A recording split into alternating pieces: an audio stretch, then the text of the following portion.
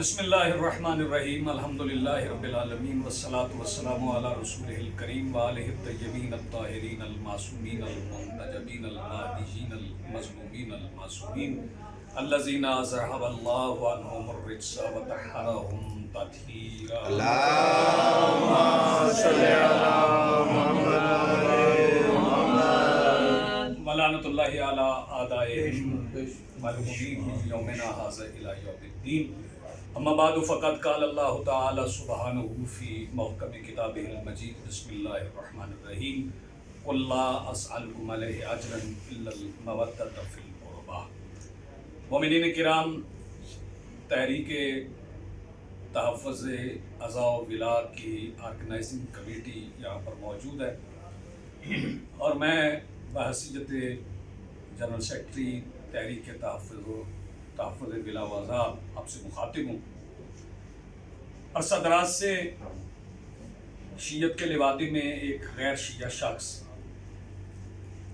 جو بین الاقوامی اسٹیبلشمنٹ ایجنسیوں کا نمائندہ ہے اور ان کا ایجنٹ ہے، وہ مختلف مواقع پر اپنی اس پناہگاہ میں جہاں پر پاکستان کے حالات خراب کرنے کے لیے دہشت گرد تیار کیے جاتے ہیں، ان کی موجودگی میں کبھی خطبہ جمعہ کو عنوان بنا کر اور کبھی ملت تشیع کے کسی اہم ایونٹ کو عنوان بنا کر مختلف تقاریر سوشل میڈیا کے ذریعے نشر کرتا ہے، جس میں وہ کبھی ولایت امیر المومنین علی علیہ السلام پر حضرت سرائی کرتا ہے اور کبھی عزاداری مظلوم کربلا علیہ السلام پر زہر اگلتا ہے۔ پچھلے دنوں میں اس نے عزاداری سید الشہداء کو ایک ایسی عبادت سے تشبیہ دی جو ہمارے اہل سنت بھائی بجلاتے ہیں، جبکہ ان کا بھی یہ خیال ہے کہ یہ واجب نہیں ہے۔ ہمارے ہاں تقریر معصوم سے یہ ثابت ہے، علماء اعلام کا بھی یہی ماننا ہے، اور فرجہ الی روات حدیث نا کے ماتحت عمل کرنے والے تمام شیعہ نے حیدر کرار اس بات سے واقف ہیں کہ عزاداری سید الشہداء وہ واجب الواجبات ہے آئے مودت کے تحت، جسے نہ بجا لایا جائے تو اللہ تعالیٰ کوئی عمل بھی قبول نہیں کرتا۔ یہ آرگنائزنگ کمیٹی اور یہاں موجود دیگر تمام مومنین ماتمیان اس کے اس بیان کی پرزور مذمت کرتے ہیں اور ملت تشیع کو یہ پیغام پہنچانا چاہتے ہیں کہ پہچان لیا جائے کہ اس شخص کا کسی بھی حوالے سے ملت تشیع سے کوئی تعلق نہ کبھی تھا نہ ہے۔ اسے شیعہ کہنا بھی تشیع سے بغاوت ہے۔ وہ افراد جو اس کی وکالت کرتے ہیں وہ دو طرح سے کرتے ہیں، ایک وہ ہیں جو اس کے نمک خوار ہیں، اور ایک وہ ہیں جن کے خیالات اندر سے اس سے ملتے ہیں لیکن وہ خاموشی سے اس کی حمایت کرتے ہیں۔ بے شک صحیح، ان کی خاموشی بھی اس کی حمایت ہے۔ افسوس سے کہنا پڑ رہا ہے کہ بہت سے ایسے ذمہ داران جو اپنے آپ کو تشیع کا ذمہ داران سمجھتے ہیں اور سمجھتے ہیں کہ ان کی وجہ سے پاکستان میں تشیع کی نمائندگی ہے، وہ اس کے مذموم بیانات پر مجرمانہ خاموشی اختیار کیے ہوئے ہیں۔ میں حکومت پاکستان کو یہ پیغام پہنچانا چاہتا ہوں کہ جس روش پر یہ شخص چل رہا ہے،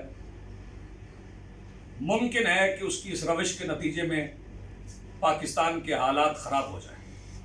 کیونکہ پاکستان میں ملت تشیع سے تعلق رکھنے والی اکثریت عزاداران کی ہے۔ اکثریت ان کی ہے جو ولایت امیر المومنین کو اپنے اعمال میں واجب سمجھتے ہیں اور شہادت ثالثہ کو اپنے اعمال کی قبولیت کی شرط سمجھتے ہیں، اور عزاداری سید الشہداء کے بارے میں ان کا یہ عقیدہ اور ایمان ہے کہ عزاداری سید الشہداء اگر نہ بجا لائی جائے تو 5 وقت کی نمازیں بھی اللہ قبول نہیں کرتا۔ میں تمام شیعہ نے حیدر کرار سے اس آرگنائزنگ کمیٹی کے زیر اثر ہونے والے اس اجلاس کی توسط سے مخاطب ہوں اور یہ عرض کرنا چاہتا ہوں کہ آپ جہاں جہاں پر بھی ہیں اپنے قول اور فعل سے اس شخص کی پرزور مذمت کی جائے، اور ایک خصوصی التماس ہے، اسے کبھی استاد، علامہ، مولوی، عالم دین یا ایسے کسی بھی لقب سے نہ پکارا جائے جو تشیع میں علماء کے لیے استعمال کیا جاتا ہے، کیونکہ وہ کسی بھی ایسے لقب کا حقدار نہیں ہے اور کسی بھی ایسے لقب کی اہلیت نہیں رکھتا ہے، کیونکہ اس نے ہمیشہ تشیع کی مخالفت کی ہے، کبھی عزاداری سید الشہداء کو حوالہ بنا کر، اور کبھی اس نے ایسے بیانات جاری کیے جن سے توہین رسالت بھی ہوئی اور حکومت وقت نے مجرمانہ خاموشی اختیار کی۔ یہی وہ شخص ہے جس نے یہ اعلان کیا تھا کہ ولی اسے نہیں کہا جاتا جس کی نعتیں پڑھی جائیں، ولی اسے نہیں کہا جاتا جس کے قصائد پڑھے جائیں۔ یہ کھلی توہین رسالت ہے۔ میری حکومت وقت سے گزارش ہے کہ بین الاقوامی اسٹیبلشمنٹ کے اس ایجنٹ کی مجرمانہ سرگرمیوں کو طاقت کے ساتھ روکا جائے، اور ہم تمام شیعان حیدر کرار اس بات کا اعلان کرتے ہیں کہ اس شخص کا ہماری ملت سے کوئی تعلق نہیں۔ یہ بیان جو اس نے جاری کیا وہ اس لیے جاری کیا چونکہ وہ عرصہ دراز سے عزاداری سید الشہداء کے خلاف ہونے والی ریشہ دوانیوں میں شریک ہے اور سازشوں میں شامل ہے، اور ان سازشوں کا وہ سرغنہ ہے۔ یہ اس لیے اس نے جاری کیا تاکہ حکومت وقت کو یہ باور کروایا جا سکے کہ عزاداری سید الشہداء تشیع میں واجب کی حیثیت نہیں رکھتا، جیسا کہ شروع میں نے آئے مبارکہ کی تلاوت کی، قُلْ لَا أَسْأَلُكُمْ عَلَيْهِ أَجْرًا إِلَّا الْمَوَدَّةَ فِي الْقُرْبَى۔ اگر دوسرے مسالک کے لوگ بھی تشیع کے علماء کو اور علماء حدیث کو پڑھ کے دیکھیں تو انہیں اس بات کا پتہ چلے گا کہ اس آیت کی تفسیر میں عزاداری سید الشہداء ہی ہے۔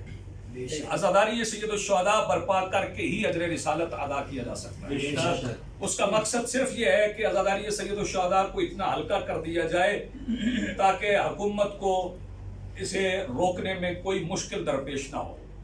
میں حکومت وقت کو بھی یہ بتانا چاہتا ہوں کہ یہ شخص چونکہ شیعت کا نمائندہ نہیں ہے اور بہت بڑی تعداد تشیع کی اکثریت، ماتمیان کی اکثریت جو پاکستان میں تقریباً 6 کروڑ کی تعداد پہ موجود ہیں، وہ اس شخص کے دل و جان سے مخالف ہیں، اور آوازیں اب بلند ہونا شروع ہو گئی ہیں اور بلند ہوتی رہیں گی۔ عزاداری سید الشہداء کل بھی واجب تھی، آج بھی واجب ہے، اور تا ظہور سرکار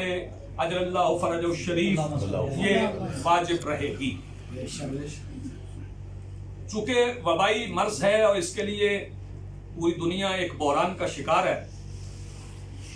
لاک ڈاؤن ہوا ہے پوری دنیا میں، اور پوری دنیا میں عبادات کا سلسلہ بھی کہیں کہیں رکا، لیکن نمازیں پڑھنا نہیں چھوڑی گئی، لوگوں نے گھروں میں بھی نمازیں پڑھی۔ ہم چونکہ عزاداری سید الشہداء کو نماز کی قبولیت کی بھی شرط سمجھتے ہیں، اس لیے ہم یہ واضح کر دینا چاہتے ہیں کہ ہم یہ سمجھتے ہیں کہ اگر ہم عزاداری سید الشہداء برپا نہیں کریں گے تو ہمیں نماز پڑھنے کا بھی فائدہ نہیں۔ یہ سازش جو کی جا رہی ہے یہ اب چونکہ کھل کے سامنے آ چکی ہے۔ حکومت وقت کو یہ پیغام پہنچانا چاہتا ہوں